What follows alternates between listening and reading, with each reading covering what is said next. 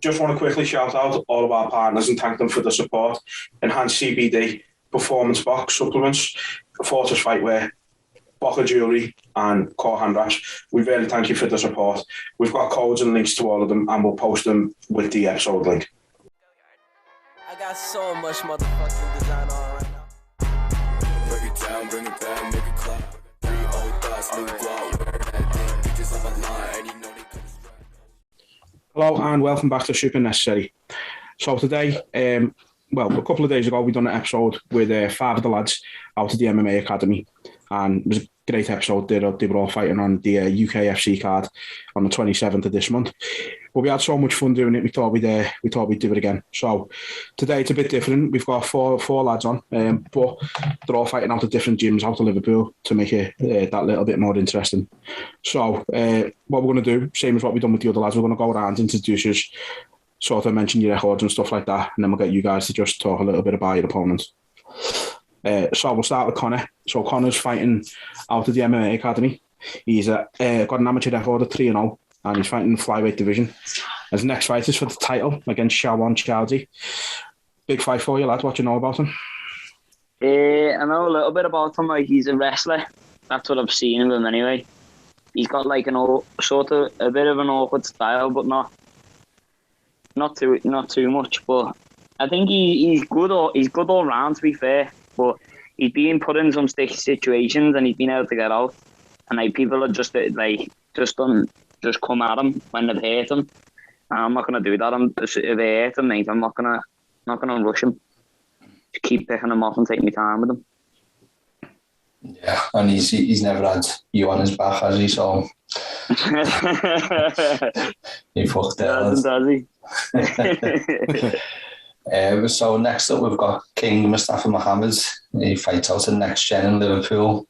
He's in his pro career 1-0. He's a light heavyweight.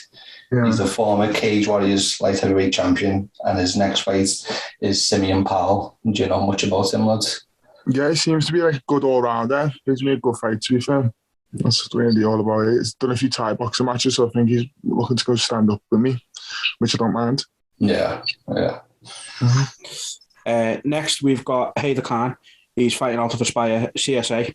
He's in his pro career 2-0. He's a middleweight. He's on a 4-fight win streak overall, and he's fighting Sebastian Stroker next. Do you know much about him, Haider? I know he's been on the scene for a while. He's fought quite a few good guys. From the amateur days, I always wanted to fight him in his amateurs. Never came across him. I think it'll be a good test. He's rangy. He can strike. But again, I just think he's going to gas, and I'll put it on him. Yeah. So next up, we've got Rafael Uchegbu. Am I saying that right, lads? I want to make sure I'm saying it right. Uchegbu. Yeah. No, for next time then. He's fighting out to Team Carbon. He's in his pro career, 4-0, all finishes. He's unbeaten, 6-0 overall. He's a bantamweight, and his next fight is George Courtney. What do you know about George? Not much really. I just know that he's an old man. He's 30, I think he's 36, something like that. I think his background's boxing. I think he's been training for quite a while. A few of the Irish lads in the gym know him, like Ali McLean and that. And he said he's been training since they've been training back in Ireland, so that was a while ago. Yeah. And when I've watched this fight, I've only really seen him grapple in that fight, and his grappling didn't look very good, so I can't really judge him and see what he's like, really. I did watch him actually in Bellator once. When I was there in Ireland, he fought Cian Clark. Seems quite tough and durable. But as I say, I don't know much about him. I haven't seen much about him, so can't really comment on it. So sort of a quick follow-up for that one. Do you prefer that, going into your fights, not knowing too much about your opponent? I don't really mind, to be honest. It's always good to get a gauge and see what they're like, and see what style they are and things like that. But at the end of the day, I'm just doing the same thing in the gym, working on all the skill sets. So I'm just going in there fully prepared for wherever it goes. So it doesn't really matter whether he's a striker or a grappler. But sometimes it is good to know, obviously, just so you can get a bit of a read. But Yeah. It doesn't really make a difference. Yeah. So, one by one, we're just going to go around now. Just want to get an idea of how you got started in MMA. So, we'll start with you again, Connor. What was your start like? I started I started boxing first when I was like 7, something like that, 7 or 8. Can't really remember. And I boxed for KVABC. I never had any fights. I weren't old enough at that point because you had to be a bit older to fight. But I trained for like about 3 years boxing, and then I laid off it for a bit. And then like all my mates and that's where Casey Fight Base like moved up the road from mine. And like I didn't even know about it. And then my mate said to me like, this gym up there is sick and that, come up. At first I was like, because it's kicks and stuff, I was like, no, I'm not gonna go around kicking. I just can't be bothered with that. And then next one I ended up like going up, and then ever since, you just like as I come in, like Kyle Keane and Jay Campbell just welcome me straight away. Just anyone that comes to the gym, that's just the way they do it. And like then you've got Kurt Campbell and Charlie Barber. When I walked in, them two were like sectioned out, so they were like training hard, and I was like, yeah, don't go near them, not a chance. And then like, yeah, so from there I just kicked off, and then like 3 years into it, I had my first MMA fight then, in like an amateur C, against I can't remember his name, Tyrone Price or something like that, and yeah, won that one, and then it just went off from there then. Yeah. So, Muzz, what was your start like, lad? So I've always liked MMA, to be honest. I've always watched it, but never thought I'd do it. Then I started doing Thai boxing with my mate Jordan, and then it just got a case of I just wanted to be better than him. And then I choked him out one time, and then he went and joined an MMA gym, and I went, well, if you're joining, I'm joining, and then literally just followed him like that. Like even my first fight, I had 2 weeks off work, and I rang all my mates and went, let's go out and do stuff, and everyone's busy. So I went, you know what, I'll come in and train with the pros. Went and trained with the pros, and then luckily enough, someone on the Thursday dropped out their fight, and then they offered it to me.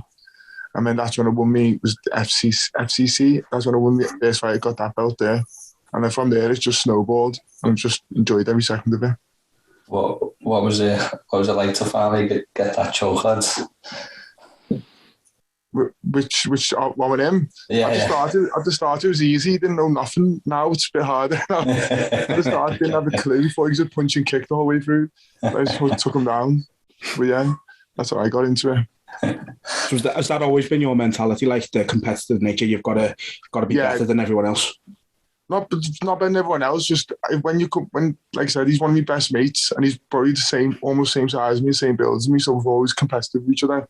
Even to this day, if we grapple now, we get carried away. Do you know what I mean? Can't help it. Perfect. Hey there, what about yourself, mate? What was your start like? So I always watched it a bit when I was a bit younger, like in my early teens, and then my uncles and stuff always loved it.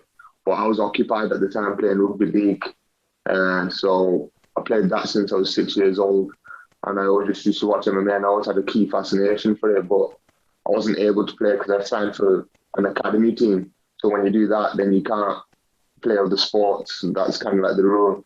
But then when I hit 18, I had a bit of a falling out with the head coach there, and a little injury, and things just snowballed. And then I just joined the local jiu-jitsu gym down the road. It's only like literally down the road from where I live. Enjoyed grappling, and then kind of just thought, all right, I want to give this MMA a go. And then just fell in love with it, to be honest, mate. And then just every day I just would train twice a day and just kept going and going and going. And then was enjoying the fighting, doing well there. And then I was progressing quite fast, to be honest. I just enjoyed seeing the improvements, and that was it, really. Just kept enjoying the challenges that it presented me. Yeah. And was that fallout on purpose, was it? Did you have a little go at him just so you could get out of it? Well, it was for the best now, yeah. So I'll say, yeah, it was on purpose. Raf, you mate, what was your start like into the sport? So, my dad used to put on MMA shows. I don't know if you've heard of them, like Cage Gladiators and Olmec Olympian MMA Championships. So I've been around MMA since like as far as I can remember, to be honest. With the likes of like Terry Etten and things like that when they were coming up. I used to like walk out with his belts and shit like that. So it was like I've been a part of it and around it for a while, and then I started when I was about 13, 14. Just started doing like lucha libre, grappling, things like that. Done that for a few months, and then started practicing everything and doing everything. And just from there, about 13, 14, I trained for like 4 to 5 years. And then sort of come away from the sport, because back then it weren't really big MMA. It was hard to get me fights because I was so young, and there was no like young people really doing MMA at that point, so it was hard to come away. And then when I was 22, I decided to come back into the gym and start training, and just went full throttle at it again. So what was it like being that young age, going into events with your dad? Looking at this cage, all the people around. I imagine it'd be mad as a kid. I don't know, it just felt normal to me because I was like so into it, and I used to just like I used to be doing the cage door and shit like that and like working behind the scenes, changing the gloves and getting the fighters the gloves and stuff like that. So it was just like what I grew up kind of doing, you know what I mean? Yeah. So it went really like a big thing. Like I've been watching it since I was so young, so it was just normal to me. Yeah, nice. Okay. So again, sort of going to just go around one by one here at the minute. So obviously, your coaches are so important to all your careers. Just want you all to kind of highlight your coaches and how much they have improved each of your games over the last, since you've been in the gyms with them. So again, Conor, we'll start with you, mate. Yeah. So from the very start, I had Jay Campbell and Kyle Keane. Them two from the start. They've just been like, it's not even like just in the gym, it's been like, throughout life. They've just been there all the time. Anytime I need them, they'll be there. And then I started training at KC, and then I moved on to the MMA Academy then. And that's where I met Jason Tan. And like Jason Tan, another person, that's just all of them, every coach is just being there for me. And then I got in with Mike Wooten. And now I train with like Loz Fitz. He's another coach. Billy Swan, he's my strength and conditioning coach. They're just like, even their names I'm just rolling off. Like Loz Fitz is like what? I think he's 8-2 as a pro. He's headline cage warriors or co. You know what I mean? It's like they're just the names. Mike Wooten, the Ultimate Fighter, Jason Tan, Kyle Keane, the Muay Thai standout. It's just like the names are just big anyway. Yeah. And they've all been there in their own individual way. They actually have. Just would not want to be possible without them. Same to you was, maybe your coaches and how important have they been to your game, mate? Yeah, they made super important. Just alone them having like I said, when I had my first fight, like I said, I didn't do no camp or anything, but they offered it to me and they just reassured me, like, no, you've got this and you're ready. And they've seen it all, they've seen it all, to be honest. Like, they've had cage warriors champs out in the UFC. So for them to just have the confidence to put me in there, it made me feel confident and never once doubted them whatsoever. Every time they've picked me a fight and pushed me, it's always gone good for me. Even some of the losses I've learned more from just by them saying after, look, this is what we need to work on, and you're right. Yeah, and can you just highlight your coaches for us, mate? Yeah, so it's Paul Rimmer, Ellis, Adam Benchy, and Cy Audley was stand-up striking as well. And they're the head coaches of Next Gen. Well, not the head coach, Paul's the head coach, but they're the rest of the coaches. Yeah, that's right, mate. Hey there, Shane, to you, mate. So obviously I train at Aspire, so my main coach is actually Phil Turner, who's a very good black belt. He's taken my game to like a new level on the ground. Like, the amount of time he's put into me, just what I can do now on the ground compared to just last year, completely different. Like, I'd kill that version of myself with the time that we put in. And then we've got Dean Garnett, who really focuses on just homing in the simple details. A lot of my MMA wrestling, basics, keeping composure, stuff like that. And then obviously we have Tony Musa, who's quite well known for being Brendan Loughlin's coach, Kane Musa's coach as well, who, they've gone on to fight in Bellator, PFL, UFC, stuff like that. So got in the corner. Then I've also got a guy local to me called Asim Fiaz, who's quite a good boxing coach. His brother that he coached from a kid is signed to Eddie Hearn and stuff. So I'm working with some top quality coaches. Yeah, brilliant, mate. And Raf, can you just highlight your coaches and what they've done for your game, mate? Yeah, so my three main coaches are Terry Etam, Mike Grundy and Colin Heron. You know, them names are sort of self-explanatory, really. Terry Etam, Mike Grundy, you know, UFC veterans. Terry Etam, sort of, you know, a pioneer of UK MMA. Yeah. As I say, walking out with his belt, he's always been like a role model for me and things like that. He's like my big brother, so he's always there backing me. Grundy, obviously one of the best wrestlers to come out of the UK. Unbelievable person as well, just a proper nice fella. And then obviously the head coach Colin, who's had 12, 13 UFC fighters coming out of the gym. Obviously what they've done for me, they've got me where I am now. They're constantly putting in time and effort, just trying to make me the best fighter that I can be. And obviously I've been at Carbon since I was a young kid, so it's just a family environment for me. Yeah, that's like the great thing about the gyms. Like, it is a family environment, isn't it? It's not just you go to the gym and that's it. You know, you're all the family within yourselves. Yeah, it's great. So this one's a bit of an open question, so feel free to jump in as you please. But just how good is the MMA scene in Liverpool right now? It's the best, isn't it? Yeah. It actually is when you like look at it, even like stats wise. When you think of who's coming out of Liverpool from the UK, how many people you've got: Grundy, Tom, Aspinall, Darren Till.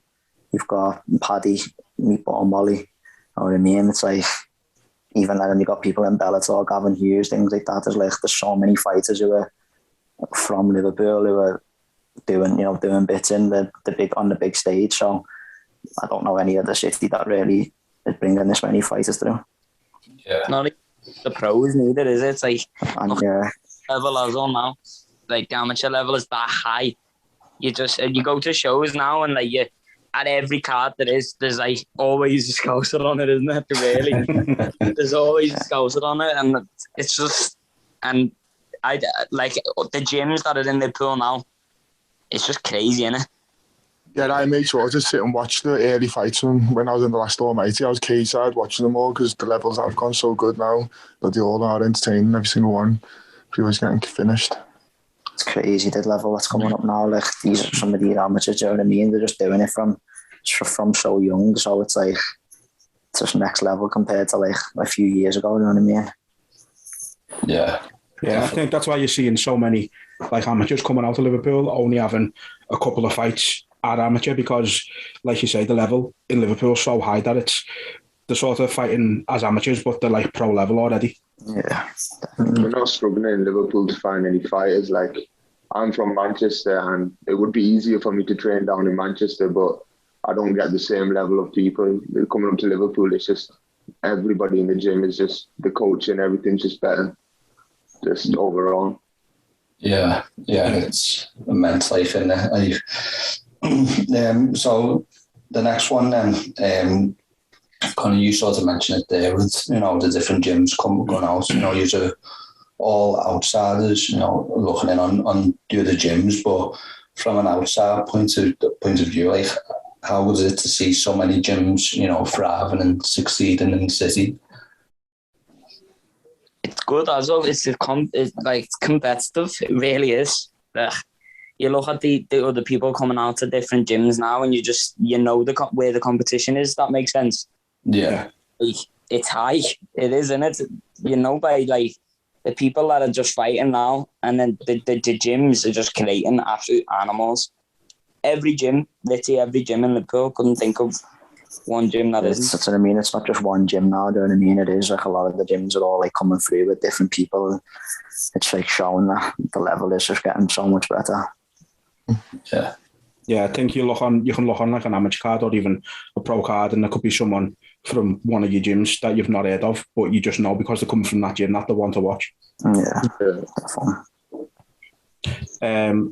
So sort of, obviously everyone knows MMA, you're learning to fight, you're learning to defend yourself, but aside from that, what else can MMA bring to your life? What else can you gain from just being in an MMA environment?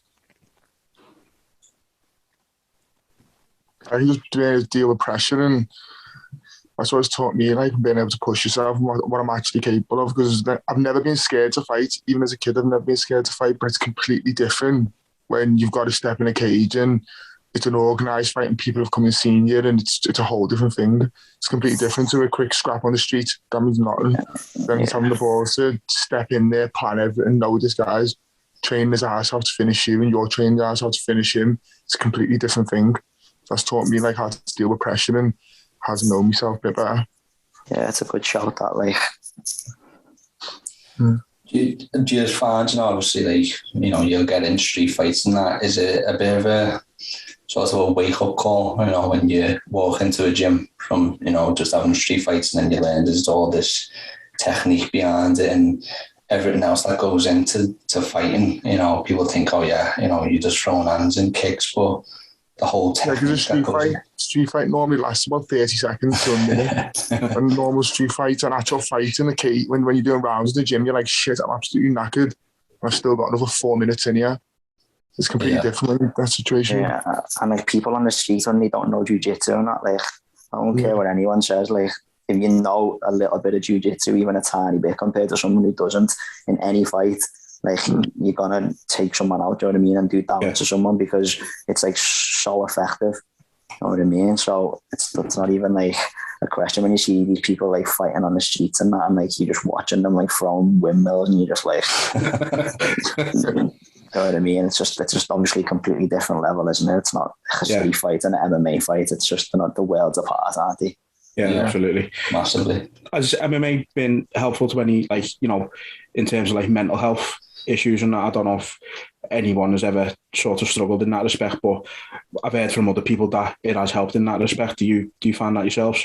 I think like, obviously I've never really struggled with mental health, but I reckon like that's because I haven't struggled, if that makes sense. Yeah. I reckon that's what it is. It's just when I don't know about these, like, but when I go in the gym, like, I don't think about nothing else, mate. Like, everything else on the outside's blocked. You know what I mean? The same when I'm on as well. It's everything is just, it's just a weird feeling. It's like, you I don't know, everything's just blocked out your head and you don't think of nothing else but like just being in there. Yeah, like nothing else matters in that moment. Yeah, in that moment. So to me, it's like rewarding, isn't it? Yeah, I'll say it's like rewarding as well. So like you can have a shit day and everything, and you land 3 triangles in jiu-jitsu and you just walk off smiling, you're like, off you go home, made up, you had a good day. You go home and have a good day. It doesn't matter if you had a shit day and work, you hit landing 3 triangles and you're buzzing and you feel better about yourself and you see things are clicking. So yeah. You get addicted to it as well. You get addicted to like learning and being in the gym and like being on the mat all the time. Do you know what I mean? Like if I miss a session of a morning and I'm like sitting in bed and not my head's like falling off, like you know what I mean? Thinking, oh, what have I done? Like what's going on? What I'm going to do in my day? This, that, and the other. But like you just know when you've got your routine and you've been in the gym and like you've done your session, you're like, yeah, that's me. Do you know what I mean? And then you can do whatever. Then you know what I'm saying? Yeah. So there you go, for anyone who's considering doing MMA who hasn't, there's your answer. There's all your pros that you need. So next one, and it's going on to like individual questions. So first one's for Conor. You've essentially had a fight a month, since your debut in July. I mean, this is your 4th fight now. I'm sort of going back to that mentality thing, but how has that been for you mentally? Obviously, because you've practically been in fight camp for the best part of 6 months. I've to be honest with you, I've loved every minute of it. But after that last one, I was like, I need to have a week off here. Like, yeah, just pull off it. Because it was just like the dieting and just stuff like that. It was just constantly just dieting. And I'm one for food, mate. I love food. I love it.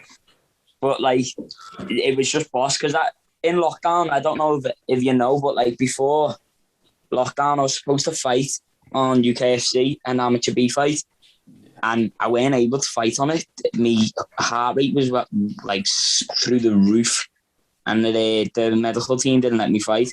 And like that was a proper letdown for me. Like I was devastated. And then lockdown coming, I was like, what am I going to do here? Like I fell behind now. I'm 18. I've had nothing, no fights, like to record. And then obviously these past few months now, I've had 3 fights, and it's just like the way like today, I only noticed it today, and I was like, I've had 3 fights here, and in the space of 5 months, I was like, wow, it's madness. Because that goes to show, like what you were saying before, when you're just focused on that thing in the moment, nothing else matters, that's it. You know? And I'm even more like people are saying it's mad that like I'm getting a title shot at like 3-0, but you could arguably say like I haven't lost a round yet in MMA. Yeah, I haven't lost a round, and I've got 1 submission. It's like, why don't I? You know what I mean? And I've beat like the likes and names of like Danny Farrell, Ali Saheki. Them two. Ali's so experienced, and into that fight, I knew it was going to be I knew it was going to be tough. You know what I mean? And I knew how good he was, so that's why I just come in and it's done what I've done. Yeah. So next question's for you, Mus. Do you have to make any like special like changes or anything? Do you have to do anything specific to account for your height when you're training? Not really specific on height, probably just the pads just a little higher up in the air. That's about it really in regards to yeah, that's about it. With my height and everything like that, in regards to training. There's nothing really do crazy specific or anything different than any of the lads. The only thing they do different is maybe like me, I'll try different things I can get away with that. I wouldn't really try and fight it on the inside and try and stay long with people, where someone shorter would do the opposite. But that's just fighting for your body type, isn't it? Yeah. It must be hard for you practicing body kicks, because most of them end up with head kicks in there, I imagine. Indeed, to be fair. Yeah. So this one's for you, Heather. Obviously, you got a perfect pro record, but in your amateur, it was 5-1. How much did you learn from that single defeat? You know, was that sort of a motivation for you to go on this run that you're on now, with being a 4-fight win streak, essentially? Yeah, of course. That was actually the changing point. That's when I started training up in Liverpool, and I linked up with the guys there, and they took me in, and I was just like, I was relying a lot on that time. The tactics were just, oh, you're athletic, you can get away with stuff, and yeah, it was. But my mentality at the time was like, that can only take me so far, and it did only take me so far. It took me to the final of the IMMAFs, but it didn't take me to the gold medal. And I'm not here to, like in my head, I'm always like, I don't want to be second best. Yeah. I want to be the best, and that's why I uprooted. I travelled, 45 minutes each way down to Liverpool to train, get the best quality coaching I can do, because it inspired me to chase the dream, but chase it properly. Don't rely on athleticism, rely on the skill. And I hope you guys can see that in my fights, I do have a high level of skill for a middleweight, and especially a middleweight with so little experience. I'm taking out guys like Igor Peruskas, who probably, 17 fights as an amateur. I took him as my pro debut. He only had 2 losses, and I took that fight, and I'd say I won it comfortably. He obviously had a bit of success in the first round, but that's it. I'm challenging myself now. That's what I'm doing. I'm pushing myself out of my comfort zone and just keep pushing, and just want to see all these tough guys. I just want to beat them and just add them to my record, and just lift up these wins and just keep the streak going. Yeah, definitely. And then finally for you, Raf, you've obviously finished all 4 of your fights in your pro career so far. Do you put any pressure on yourself to continue that run of finishes, or are you just happy with the win regardless? Yeah, just happy with the win regardless, really. Obviously, it's nice if you can rack up 100% finish rate, for however many fights you can, but obviously in this game, you're going to come against these people who are sometimes unbreakable, you know what I mean? So at the end of the day, a win's a win. As long as I'm getting a win on my record, then that's all that matters to me, really. Yeah. Nice stuff. And just really quickly, we haven't threw this one in, but when you were talking about people who are unbreakable, what did you make of Gaethje and Chandler? Did you watch it? Crazy, mate. It's inspiring to see when you're seeing these guys like going at it like that, and you're just like, it's like, this is what it takes, though, you know what I mean? If you want to be at that top level, like, you've got to be willing to be able to dig deep like that, and like, that's why you've got to watch these guys and just be like, you know what? That's what it is to be in the UFC, to be at the top of the game. You've got to be able to and be willing to push yourself to those limits. Yeah, it was unreal, wasn't it? It was fucking nuts. What a fight. The hype and everything. I mean, it's definitely. Did you expect Chandler to be taking digs like that flush from Gaethje, you know, known for his powers? Absolutely mad to see. I thought he was going to get KO'd, to be honest, but yeah. That's the mad thing, though. You see the shot that Oliveira hit him with, it seemed like nothing compared to what Gaethje was hitting him with. But it just shows you the MMA world, doesn't it? It makes no sense. He gets clipped by Oliveira and he goes out, and then he shots like that, and you're like, I think that Oliveira shot though was just so clean and technical, and like the left hook from, you know what I mean? It was on the button, wasn't it? Yeah, right, it was right on the button. He knocked him right back. Didn't even see it. Yeah. Last one was the ball. Absolutely fucking broke. Oliveira or Gaethje? What's that? Oliveira or Gaethje? I like Gaethje too much, me lad. Too much. Well, I mean, we've always said on here that Oliveira was the dark horse of that division. So, I mean, it'd be wrong of us to say it anybody else now, won't it? I reckon he beats him by some. He's the most technically sound everywhere. Like, every part of his game's like so on point. So, I think he can shut Gaethje because Khabib did it. So I don't see why he can't do it. Yeah. So did Chandler get new fans in yourselves from the weekend? Yeah, I like him anyway, to be fair. He's an entertainer, isn't he? He's always comes strong and comes to fight, so it was always going to be like what it was when. When expecting it to go the distance, like, but there you go again, MMA, madness. So before we move on to this bit, dead quick, then just last one on Chandler.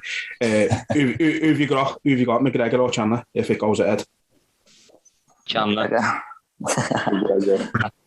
I love McGregor, but I just don't think the gas tank's there. If Chandler does that, what he done on the weekend, I don't know. I just think it's game over. Do you think it's? I think with most fights with Conor, it's, you know, if you can get out that first couple of minutes. Yes, power. It is. That's that power. That power is something else. Yeah. Poirier said that, didn't he? He said like he's the most powerful man that's hit him. Yeah. I think Khabib said that as well, didn't he? Or was that that he said that about? I think it was. Yeah. All right then. So moving on, we've got like a little weird segment. Basically, would you rather? But the bit mad questions. So. So it's only one each though, so you've only got it there. Yeah. You've only got it that awkward. Wait, think about it for a few seconds. So Con, you first then. Would that to be me? Would it? You took the questions first off from the start, so let's continue with A. So would you rather take a punch from Loz, considering the lad said he's the hardest hitter, or would you rather get your nuts thrown punching on Shield Road? What was the second one? would you? I just heard Shield Road. Would you rather get your nuts from a punter on Shield Road? I think I'm taking a dig off Loz, you know. Yeah, I'm taking a dig off Loz. I think I'm just going to have to just fucking have the ambulance on standby. To be fair, you'll spend less time in the Aussie with it after the punch off Loz. Yeah. So next one's for you, Muzz. Not gonna lie. So Kieran obviously spoke to you at the last Almighty show, and he was telling me about just how big you were, and so couldn't even fit you on the camera, lads, you know what I mean? when we were thinking about these, I just had this image in my head, so I had to ask the question. So would you rather have shorter arms but your legs are the same size as they are now, or shorter legs with the same length arms that you got now? How short are the legs? Like Connor Short. You know what? I think I'd go for the shorter legs. I think I'd be grappling everyone everywhere like a madman. With the longest arms in the world to choke people out in the legs. The legs sometimes get in the way. That's one thing I was going to ask you. Do you know what your actual span is? So like, I know Jones is 84.5, isn't he? Do you know what your... I've never measured it, but I'm just all arms and legs, to be honest. I've never actually got around to measuring it. It'd be interesting to see that. Oh. Yeah, new record. Yeah, new record, lads. So next, Hader. So would you rather audition for Britain's Got Talent, but you've got to be Bollock, or take a spinning kick unprotected from Joe Rogan? It's either way, I'm embarrassed in it because I'm going to get knocked out with one. I take a spinning kick just to see how it feels to take one. I'd rather go Bollock. I know, yeah. That's a brave man. I can't. I'd pass out. I have no talent, you know. Like that talent, I wouldn't be able to do it. And I'm not big either. I'd rather go Bollock. You're mad. So last one's for you, Raf. So would you rather eat a bowl of dog food or do a bush tucker trial where you're underground and you're covered in rats and spiders and snakes and all shit? Probably do a bush tucker trial underground. I couldn't shit with food and that's all. It's disgusting. But thing about dog food, a lot of protein in it, so there's going to be protein. No, but just even the thought of it being dog food and me eating it's just like, nah, it's nasty. No, I'm not really like scared of like spiders and that's all, like, you know what I mean? That's all right for you then. Yeah, it's not as bad. That's one thing that I done. As soon as you said dog food, I was like, just the thought of it, lads. The thought of it, pedigree chum, no. So, obviously, we were meant to be joined by Ryan McNally here tonight as well, and he couldn't join us, but we did have one for him. So what I'm going to do, I'm going to throw it out to all of you and you can all answer this one. So, would you rather take a kick from an horse in the plums or drink a month-old bottle of milk? He got the worst one, to be fair. Like. Yeah, I hate milk as well. I'd have to take the milk, please. I'd have to take the milk. I want kids and me. I want to live. Yeah. I'm just going I'm having that milk. I'm thinking. Yeah. I think we're all decided on the milk. I mean, you might have to tackle it with a knife and fork, like. But That's horrible. Wait there, let's change this. So, say you've already got kids. Say you got kids. Still enough.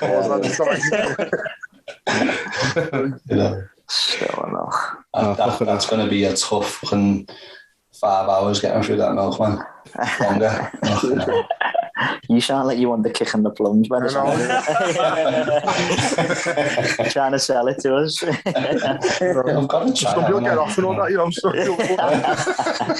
Well, you're not meant to tell people. Come on, lad. Kieran's got the horse picked out and everything. He's got it in his back garden there. He's a fucking good-looking horse as well, man. No, you know what, boys? It's been a pleasure having you on here tonight, and thanks for taking the time. It's been boss, and we know all 4 of you are going to get the win. Connor's going to be coming home with the belt, and the rest of you are going to improve that record. So we're rooting for you. We know you're going to get the win. Kieran, possibly both of us, I think, are going to be there, but Kieran definitely is going to be there anyway. So I'm sure we'll see you on the night. But best of luck, and again, thanks very much for your time. Thank you. Nice one. I appreciate it. Nice one. No worries. Thanks for having us on. Nice on the fellas. See you later. Take it easy, lads.